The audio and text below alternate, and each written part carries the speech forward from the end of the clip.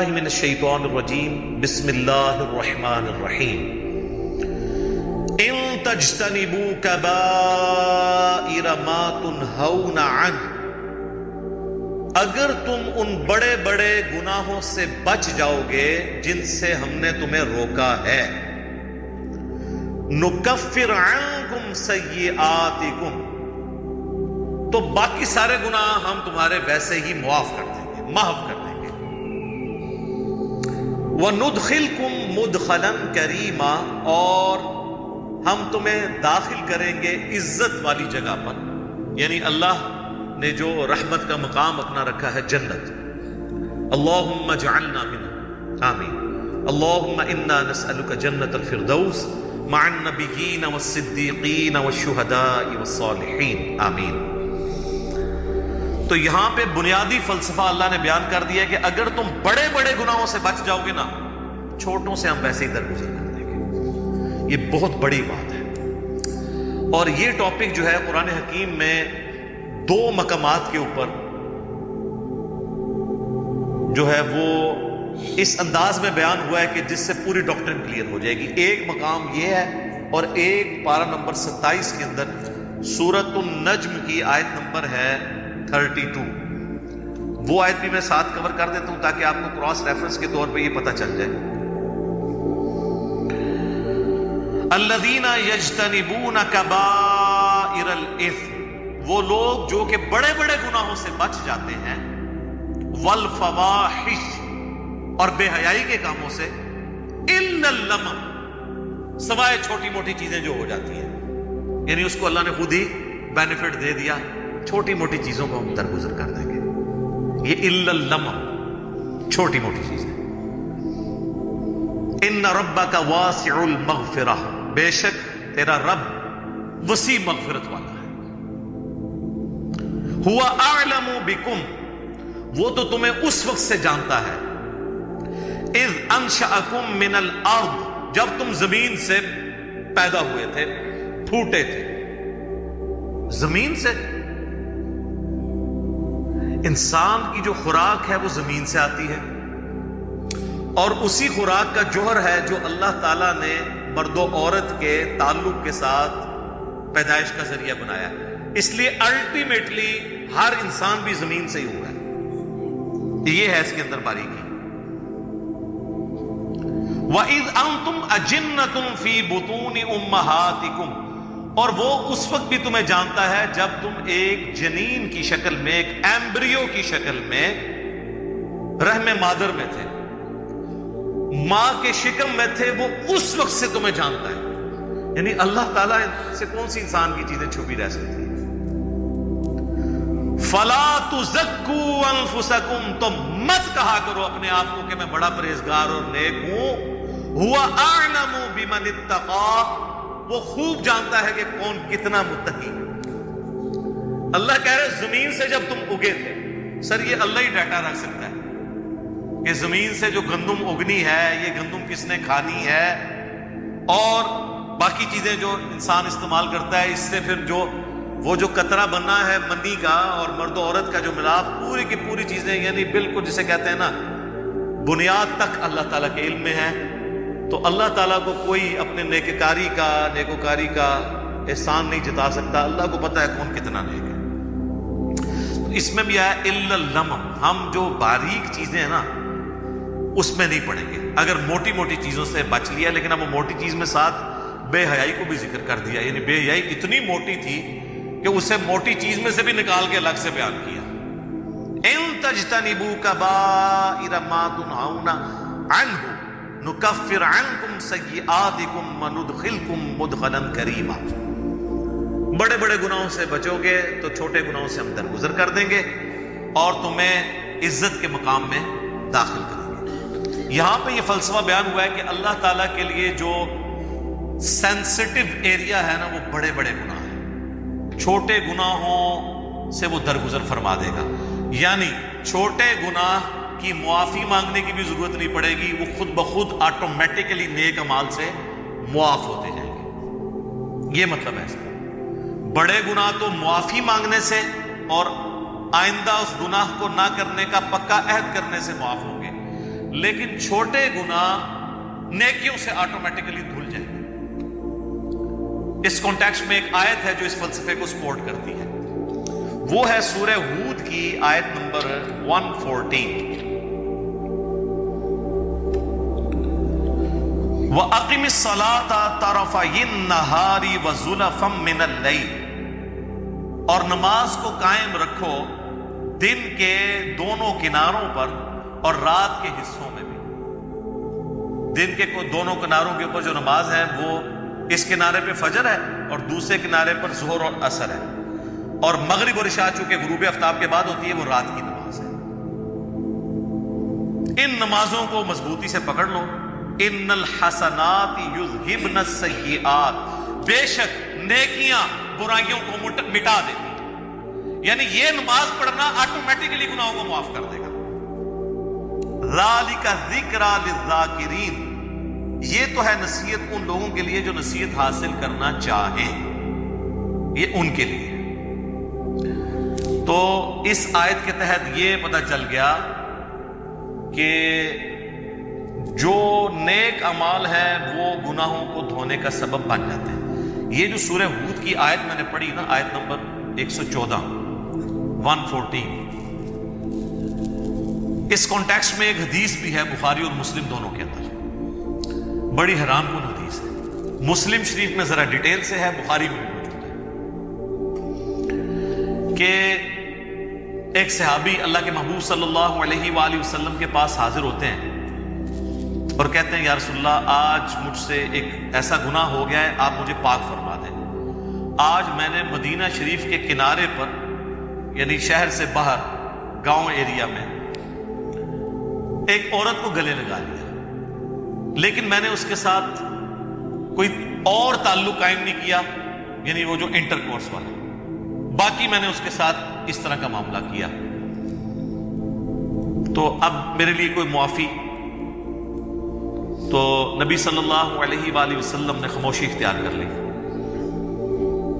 جب وہ جانے لگا تو نبی الاسلام نے اسے واپس بلایا۔ اسی وقت نبی الاسلام پہ یہ آیت نازل ہوئی سورہ ہود کی 114۔ آپ نے یہ آیت تلاوت کی کہ دن کے دونوں سروں پر اور رات کے اوقات میں نماز کو قائم رکھو، بے شک نیکیاں گناہوں کو مٹا دیتی ہیں، محو کر دیتی ہیں۔ تو نبی الاسلام نے کہا کہ نماز پڑھو، تمہارا یہ گناہ معاف ہو جائے گا۔ اچھا، بعض لوگ اس سے سمجھتے ہیں کہ کوئی اگر ڈیٹس مارتا رہے لڑکیوں کے ساتھ، نماز پڑھ لے تو آٹومیٹکلی معاف ہو جائے گی۔ نہیں، اس پہ بھی اجماع ہے پوری امت کے علماء کا، چاہے سنی ہو یا شیعہ، کہ کسی چھوٹے گناہ کو چھوٹا سمجھ کے تکرار کے ساتھ کرنا بھی گناہ کبیرہ ہے۔ یہ تو ایک کبھی کبھار ہو جائے نا، لیکن وہ یہ تو نہیں تھا کہ نبی الاسلام نے اسے یہ کہا کہ ہاں روزانہ گلے لگا لیا کرو، اس کے بعد پھر نماز پڑھ لیا کرو، ایسا نہیں۔ یعنی کبھی کبھار کوئی نفس سے مغلوب ہوا تو اس کی نیکیاں گناہوں کو محو کر دیں گی۔ اسی کو سپورٹیو ایک اور حدیث ہے بخاری اور مسلم دونوں کے اندر، نبی صلی اللہ علیہ وآلہ وسلم نے فرمایا، بھلا بتاؤ تو اگر کسی شخص کے گھر کے آگے سے نہر گزرتی ہو اور وہ روزانہ اس میں 5 دفعہ غسل کرے تو اس کے جسم پہ کوئی میل باقی رہ جائے گا؟ صحابہ نے کہا نہیں یا رسول اللہ صلی اللہ علیہ وآلہ وسلم۔ تو آپ نے فرمایا کہ پھر 5 نمازوں کی مثال بھی ایسی ہی ہے کہ اس کے جسم سے گناہ سارے دھل جائیں گے، لیکن چھوٹے گناہ، بڑے گناہ نہیں معاف ہوتے۔ بڑے گناہ صرف توبہ سے معاف ہوتے ہیں اور آئندہ گناہ نہ کرنے کا پکا عہد کرنا۔ چھوٹے گناہ آٹومیٹکلی نیکیوں سے معاف ہوتے ہیں، اور بڑے گناہ جب معاف ہوتے ہیں وہ سورۃ الفرقان کی آیت نمبر 70 ہے، 70 نمبر، کہ اگر کوئی بڑے بڑے گناہوں سے توبہ کر لے، حتیٰ کہ اللہ نے اس بڑے گناہوں میں شرک کو ذکر کیا، قتل ناحق کو ذکر کیا، زنا کو ذکر کیا، اور کہا کہ اگر کوئی ان سے بھی توبہ کر لے ہم اس کے گناہوں کو بھی نیکیوں سے بدل دیں گے، صرف معاف نہیں کریں گے، گناہوں کو نیکیوں سے بدل دیں گے۔ سبحان اللہ وبحمدہ سبحان اللہ العظیم، آمین۔ تو بڑے بڑے گناہوں سے اگر توبہ کر لی جائے تو وہ اتنی بڑی نیکیاں بن جائیں گی، لیکن وہ توبہ پاکستانی توبہ نہیں ہوگی، وہ پکی والی توبہ ہوگی۔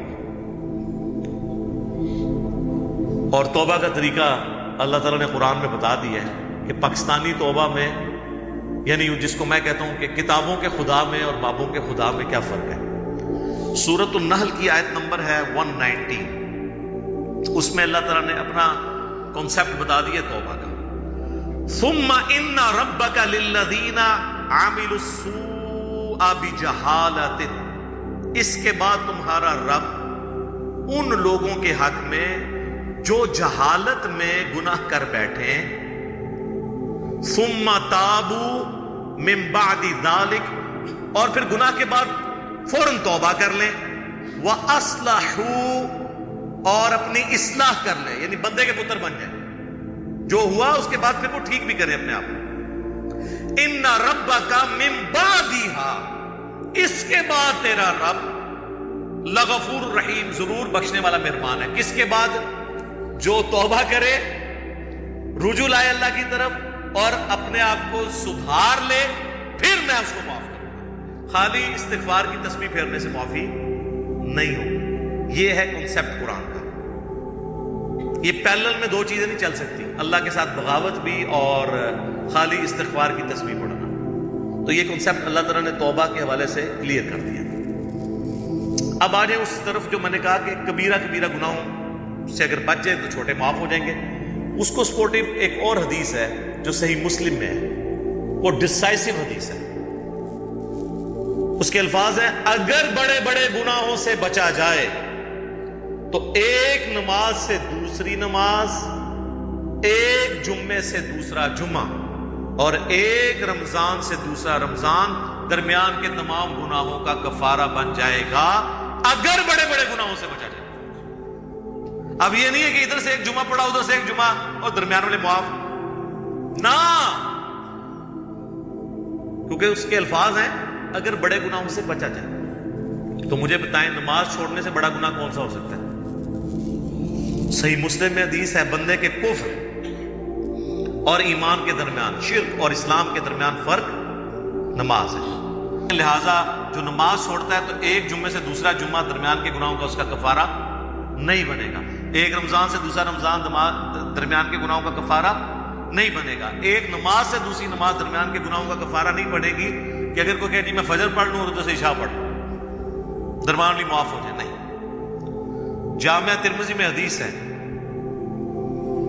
شقیق تابعی کہتے ہیں کہ صحابہ کرام نماز چھوڑنے والے کے علاوہ کسی کی تکفیر نہیں کرتے تھے، جو نماز نہیں پڑھتا تھا اس کو وہ کافر سمجھتے تھے۔ یہ پاکستان کے شناختی کارڈ میں بے نمازی مسلمان ہے، اللہ کے ہاں بے نمازی مسلمان نہیں ہے۔ جامعہ ترمذی میں حدیث ہے، جس نے جان بوجھ کے نماز چھوڑ دی اس نے کفر کیا۔ اور جان بوجھ کے چھوڑنے سے مراد یہ نہیں کہ بتا کہ میں بڑا مصروف ہوں، نہیں۔ بخاری اور مسلم دونوں میں حدیث ہے کہ اگر کوئی شخص بھول جائے یا سویا ہوا ہو تو جیسے ہی اسے یاد آئے یا وہ اٹھے تو نماز پڑھ لے، اور پھر نبی الاسلام نے وہ آیت تلاوت کی سورہ طٰہٰ کی، وَأَقِمِ الصَّلَاةَ لِلذِّكْرِ، اور میری یاد کے لیے نماز کو قائم رکھنا۔ تو نبی الاسلام نے فرما دیا کہ وہ جو جان بوجھ کے یہ ہے کہ ایک بندہ جاگ بھی رہا تھا اور بھولا ہوا نہیں تھا اور انہوں نے نماز چھوڑا، وہ مارا گیا۔ ایک اور چیز ہو سکتی ہے کہ کوئی مجنون ہو جائے، جو صحیح بخاری میں مولا علی کا قول ہے تعلیقاً کہ 3 لوگوں سے قلم اٹھا لیا گیا، چھوٹے بچے سے، پاگل سے اور سوئے ہوئے شخص سے، یہاں تک کہ وہ جاگ جائے۔ تو یہ حدیث مرفوع بھی ہے، نبی الاسلام سے بھی مولا علی نے نقل کی ہے، سنن ابن ماجہ میں بھی ہے، ترمذی میں بھی، بخاری میں امام بخاری سے چیپٹر کی ہیڈنگ میں لے کے آئے ہیں۔ اس کانٹیکسٹ میں جو سیدنا عمر کے پاس ایک دفعہ ایک مقدمہ کسی پاگل کے بدکاری کرنے کا آیا تھا تو مولا علی نے کہا تھا کہ اس کے اوپر سزا جاری نہیں ہوگی کیونکہ اس کا ذہنی توازن درست نہیں ہے۔ تو پاگل کوئی ہو گیا ہے، سویا ہوا ہے، بھول گیا ہے تو پھر معاملہ الگ ہے، ورنہ آپ نے نماز پڑھنی ہے، اور نماز چھوڑنے کی معافی جو ہے وہ نیک اعمال سے نہیں ہوگی کیونکہ یہ تو فرض ہے، اسی طریقے سے باقی جو فرائض ہے۔ تو یہ گناہ کبیرہ کے حوالے سے کنسیپٹ کلیئر ہو گیا۔ یہ کبیرہ اور صغیرہ کی بحثیں تو ساری علمی ہیں، ادروائز صحیح مسلم میں حدیث ہے، عبداللہ ابن مسعود کہتے ہیں نبی صلی اللہ علیہ وآلہ وسلم سے بھی انہوں نے مرفوع کیا اس حدیث کو کہ مؤمن کے لیے چھوٹا سا گناہ بھی ایسا ہے جیسا کہ اس کے سر پہ کسی نے پہاڑ رکھ دیا، گویا اس پہ گرا چاہتا ہے، اور منافق کے لیے بڑے سے بڑا گناہ بھی ایسا ہے گویا ناک پہ مکھی بیٹھی تھی اس نے اڑا دی، تو وہ اس کو سینسٹیو ہی نہیں ہوگا اس معاملے میں، جس کو ہم پنجابی میں کہتے ہیں کہ عقل نہ ہوئے تھے موجیں ہی موجاں، عقل ہوئے تھے سوچیں ہی سوچاں۔ جس کو عقل نہیں ہے تو وہ موج ہی مارے گا نا، وہ تو کپڑے بھی اتار کے پھیرے گا تو وہ ریلیکس کرے گا، لیکن کوئی عقل مند آدمی تو اپنے کپڑے اتار کے نہیں پھیر سکتا، ہاں وہ بزرگ ہو تو وہ پھیر سکتے ہیں۔ مجذوب تو اس کا بھی وہ کہتے ہیں کہ انہیں تو قلم اٹھے ہے، تو سیدھی طرح کون پاگل ہے، قلم اٹھے ہے، مجنون، مجذوب، شطحیات، پنجابی بونگیاں۔ تو آپ دیکھ لیں کتنے ننگے پیر ہیں، ہمارے کتنے پرائم منسٹر ہیں جو وہ ان ننگے پیروں کے پاس جا کے بیٹھتے تھے اور جا کے ان سے تھاپڑے مرواتے تھے۔ ان سارے پیروں کو کہنا پاکستان کا قرضہ اتار دینا، بجلی پوری کر دیں، پرائم منسٹر نظر ہے جیڑی جماعت انہوں نے بننا ہے نا کسی نے، ٹھیک ہے۔ تو یہ ساری کہانیاں ہیں اور یہ سارے ان کے پاس پہنچے ہوتے ہیں، یہ ہماری یعنی قوم کی ایز اے قوم جہالت ہے۔ تو اللہ تعالیٰ نے گناہ کبیرہ کے حوالے سے بتا دیا۔ آخر میں اگر میں لسٹ کا ذکر کروں، یہ ایک تلخ چیز تھی جو میں نے اس آیت کے کانٹیکسٹ میں آخر میں رکھی ہے کہ یہ ہماری بدقسمتی کہہ لیں کہ اکثر گناہ جو ہمیں معلوم ہے وہ سب کے سب کبیرہ گناہ ہیں، ان میں کوئی گناہ چھوٹا گناہ نہیں ہے، ہم ان کو چھوٹا سمجھ رہے ہوتے ہیں۔ اگر آپ کو یہ سارے گناہوں کی لسٹ چاہیے نا تو بخاری مسلم کے حوالے سے مشکات المصابیح میں اگر آپ چلے جائیں نا تو مشکات کے شروع ہی میں پہلی جلد کے اندر آپ کو ایک چیپٹر ملے گا گناہ کبیرہ کا بیان، کیونکہ ایک کمبائنڈ فارم میں نوٹس ہیں مشکات میں، اسی لیے بار بار ایمفسائز کرتا ہوں کہ مشکات ضرور لیں۔ مثلا پہلی حدیث اس چیپٹر میں وہ بخاری اور مسلم دونوں سے لے کے ہیں کہ عبداللہ ابن مسعود رضی اللہ تعالیٰ عنہ کہتے ہیں کہ نبی علیہ السلام سے کسی نے عرض کیا کہ اللہ کے نزدیک سب سے بڑا گناہ کون سا ہے؟ تو آپ نے فرمایا کہ تم اللہ کا شریک بناؤ حالانکہ اس نے تمہیں پیدا کیا ہے، یعنی شرک سب سے بڑا گناہ۔ اس نے پوچھا اس کے بعد، فرمایا اس اندیشے سے بچے کو قتل کر دو کہ وہ تمہارے ساتھ کھائے گا۔ اولاد کو اس لیے سے ایک فیملی پلاننگ ہے، وہ الگ چیز ہے، اس کا جواب موجود ہے، اس میں میری ویڈیوز ریکارڈ ہے۔ ایک یہ کہ پریگنینسی آئیڈینٹیفائی ہو گئی ہے اور آپ بچے کو قتل کر دیتے ہیں یا بچوں سمیت خودکشی کر لیتے ہیں، جو پاکستان میں خبریں اکثر آتی رہتی میڈیا میں۔ اس نے عرض کیا اس کے بعد تو فرمایا اپنی پڑوسی کی بیوی کے ساتھ بدکاری کرنا۔ بدکاری تو کسی کے ساتھ بھی کرنا برا ہے، لیکن پڑوسی کا چونکہ حق ہے اس لیے اس کو ذکر کیا۔ پھر نبی صلی اللہ علیہ وآلہ وسلم نے سورۃ الفرقان کی آیت تلاوت کی، والذین لا يدعون مع اللہ الہا آخر ولا يقتلون النفس التي حرم اللہ الا بالحق ولا يزنون۔ جو میں نے شروع میں بھی حدیث کا ذکر کیا تھا کہ حدیث میں 3 بڑے گناہ بیان ہیں۔ اگلی حدیث امام بخاری لے کے آئے ہیں جو مشکات والے امام نے نقل کی ہے کہ نبی علیہ السلام نے فرمایا اللہ کے ساتھ شریک بنانا، والدین کی نافرمانی کرنا، کسی کو ناحق قتل کرنا اور جھوٹی قسم اٹھانا کبیرہ گناہ ہے۔ دیکھ لیں یہ بھی کبیرہ ہے۔ اس سے اگلی حدیث بخاری اور مسلم دونوں میں ہے کہ جھوٹی قسم کی بجائے جھوٹی گواہی کا ذکر ہے اس حدیث کے اندر کہ جھوٹی گواہی دینا بھی گناہ کبیرہ ہے۔ اس سے اگلی حدیث بھی بخاری اور مسلم دونوں میں ہے، نبی علیہ السلام نے فرمایا 7 چیزوں سے بچو۔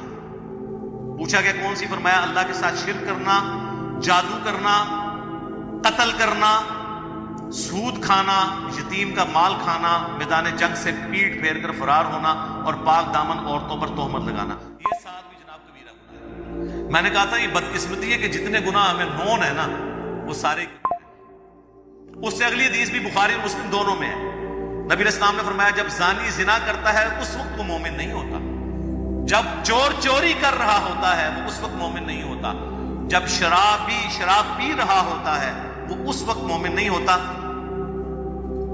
اور جب وہ یہ کام کر چکتا ہے تو یعنی ایمان اس میں سے نکل جاتا ہے، اس کے بعد اس کے اندر ایمان دوبارہ لوٹتا ہے، اور خیانت کرنے والا خائن اس وقت مومن نہیں ہوتا. اور پھر آخر میں الفاظ ہیں پس تم بچ جاؤ، پس تم بچ جاؤ، 2 دفعہ نبی علیہ السلام نے فرمایا. تو آگے بخاری مسلم دونوں میں حدیث ہے، منافق کی 3 نشانیاں ہیں، جب بات کرے تو جھوٹ بولے، وعدہ کرے تو خلاف ورزی کرے، اور جب امانت رکھی جائے خیانت کرے. لو جی پوری قوم کے اوپر فٹ ہو رہی ہے. اور مسلم میں تو آگے الفاظ ہیں اگرچہ وہ روزہ رکھے، نماز پڑھے اور مسلمان ہونے کا دعویٰ بھی کرے، تب بھی وہ منافق ہے.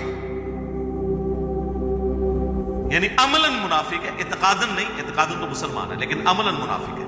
اور ایک اور حدیث ہے بخاری اور مسلم کی، اس میں 4 چیزوں کا ذکر ہے. نبی علیہ السلام فرمایا جو 4 خصلتیں جس میں ہوں گی وہ پکا منافق ہے، اور جس میں ایک ہوئی وہ بھی نفاق کی ایک شاخ کے اوپر ہے، یہاں تک کہ اس عمل کو چھوڑ دے. نمبر 1 امانت رکھی ہے تو خیانت کرے، نمبر 2 بات کرے تو جھوٹ بولے، نمبر 3 عہد کرے تو توڑ دے، اور جب جھگڑا ہو تو گالی گلوچ پر اتر آئے.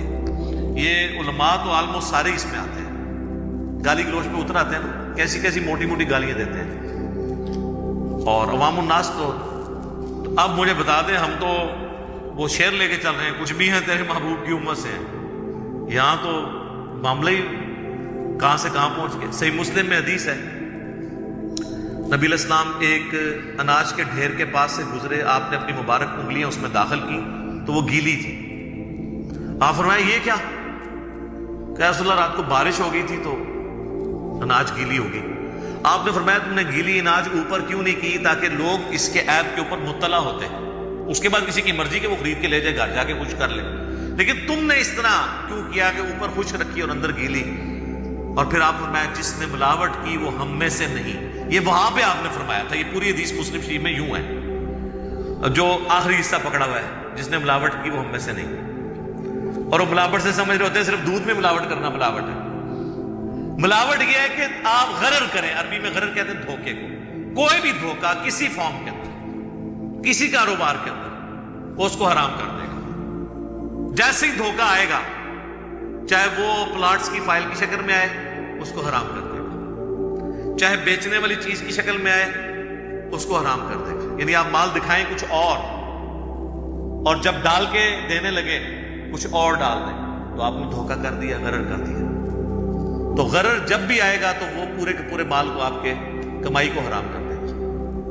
بولے اعوذ باللہ تعالیٰ. اللہ تعالیٰ ہمیں اس فتنے سے بچا کے رکھے، اپنی ایمان کے اندر رکھے، گناہ کبیرہ سے بچنے کی توفیق عطا فرمائے، اور کمٹمنٹ کے ساتھ اپنے محبوب صلی اللہ علیہ وآلہ وسلم کی سچی اتباع کرنے کی توفیق عطا فرمائے. آمین. تو یہ میں نے اس لیے گناہ کبیرہ کے حوالے سے تفصیلی گفتگو کی. اکثر لوگ پوچھتے ہیں توبہ کا طریقہ کیا ہے، کون کون سے بڑے بڑے گناہ ہیں، اور چھوٹے گناہوں کے بارے میں کیا ہے. تو توبہ تو میں نے آپ کو بتا دیا کہ توبہ یہ ہے کہ اپنی اصلاح کرنی ہے. اس کو میں دنیاوی مثال سے آخر میں سمجھا دیتا ہوں، پھر آگے چلتے ہیں. مجھے بتائیں، جس شخص کی زندگی میں ایک دفعہ، بالکل پہلی دفعہ کسی گرم استری سے ہاتھ جل جائے، دوسری دفعہ وہ ٹھنڈی کو بھی لگاتے ہوئے ڈرے گا نا کہ ہو سکتا ہے تھوڑی دیر پہلے کوئی استری نہ کر گیا ہوگا. اس لیول کا ڈر جب آپ کا کسی گناہ کے بارے میں آئے گا نا دوبارہ کرتے ہوئے، تو آپ سمجھ لیں آپ نے توبۃ نصوحا کر لی ہے. یا ایھا الذین آمنوا توبوا الی اللہ توبۃ نصوحا. ایسی توبہ کرو جو آگے کو نصیحت ہو جائے. اور اگر ایسا نہیں ہے تو بس پھر ٹھیک ہے، ایک خیال ہے اس کو، آپ کے وشفل تھنکنگز کو لے کے آپ چلیں، اور کبھی آپ شیطان کے اوپر ڈال دیں. میں تو یہ چیلنج کرتا ہوں بار بار کہ اگر گورنمنٹ آف پاکستان یہ اناؤنسمنٹ کرے کہ جو شخص فجر کی نماز اپنے محلے کی مسجد کی پہلی صف میں ادا کرے تو فی فجر 1 لاکھ روپیہ، دوسری صف والے کو 50,000، تیسری والے کو 25,000. تو دنیا کے سارے شیاطین مل کے دنیا کے سب سے بڑے بے نمازی کی بھی فجر نہیں چھڑوا سکتے. ہاں کر کے دیکھ لیں. اگر آپ کو ہے نا ایسی آپ کی نہیں کھلتی، وہ جی انہوں ہوش ہی نہیں ہوتی. ہم نے ان لوگوں کو بھی اپنے آفس میں دیکھا ہے کہ جن کو ہوش ہی نہیں ہوتی تھی، لیکن جب انہوں نے کبھی کسی آفیشل ٹور پہ دوسرے ملک جانا ہوتا تھا تو اللہ کے فضل سے وہ تہجد کے وقت اٹھے ہوتے تھے. تو یہ سب کے سب بہانے ہیں. پھر کہتے ہیں دعا کریں توفیق مل جائے. آج تک ہمیں کسی نے نہیں کہا کہ نہیں دعا کریں، ارادہ ہے گھر جا کے رات کا کھانا کھانا ہے، توفیق مل جائے. نہیں، وہ کھانا ہوتا ہے. آج تک کسی نے ٹوائلٹ جانے سے پہلے کہا جی دعا کریں، مطلب ایک بڑا مشکل کام میں کرنے جا رہا ہوں، ہے تو مشکل کام ہے سر، پیشاب بند ہو جائے تو نہیں کھلتا، آپریشن ہوتا ہے، تو مہربانی کریں ذرا دعا کریں کہ اللہ تعالیٰ عزت سے یہ پیشاب میرا نکلوا دے. نہیں، وہ ارادہ ہوتا ہے. سارے کی ساری یہ دعائیں توفیق نیک عمال کے بارے میں، کیونکہ وہ کرنے نہیں ہوتے. یہ بات ہے جو ہم نے سب کام کرنا ہوتا ہے نا. آج تک کبھی ہوا ہے کہ کوئی شخص ہمارے باوجداد میں بھی رپورٹ ہوا ہو، کوئی شخص مسجد میں نماز کے لیے گیا ہو تو شیطان دروازے پہ آ کے فزیکلی کھڑا ہو جائے، آج تک میں مسجد ہی نہیں بڑھنے دے. اور یہ بھی نہیں ہوگا کہ اذان ہو اور آپ کے پاؤں آٹومیٹکلی مسجد کی طرف چل پڑے، یہ بھی نہیں ہوگا، ورنہ تو جنت اور جہنم کا کنسیپٹ ختم ہو جائے گا. یہاں اللہ نے اختیار دے دیا، انا ہدیناہ السبیل اما شاکرا و اما کفورا. ہم نے تو ہدایت کا راستہ واضح کر دیا ہے، چاہو تو شکر گزاری کی روش اختیار کرو، خواہ نہ شکری کی. اچھا، لیکن اس سے یہ بات نہ سمجھ لیجیے گا کہ اللہ کو کوئی پرواہ نہیں ہے. ٹھیک ہے، وہ گناہ گاروں کو بھی بخش دے گا، مجرمین کو بھی بخش دے گا، اور نیکوکاروں کو اس نے بخشنا ہے. نہ، اس طرح نہیں. اور اکثر لوگ کہہ رہے ہوتے ہیں وہ جی اللہ نے ساڑی نماز نہیں چاہیے. استغفر اللہ، یہ بات آپ کیوں بولتے ہیں؟ یہ آپ کس کو بول رہے ہوتے ہیں؟ مطلب میری نماز تو نہیں کو پڑھ رہا نا، تو مجھے کیوں سنا رہے ہو؟ جس کی پڑھ رہے ہو اس کو سناؤ. اللہ کی پڑھ رہے ہو تو اللہ نے کب کہا ہے کہ مجھے تیری نمازیں چاہیے؟ کہیں کہا ہے؟ اللہ کہتا ہے تمہیں تمہارے لیے نمازیں چاہیے.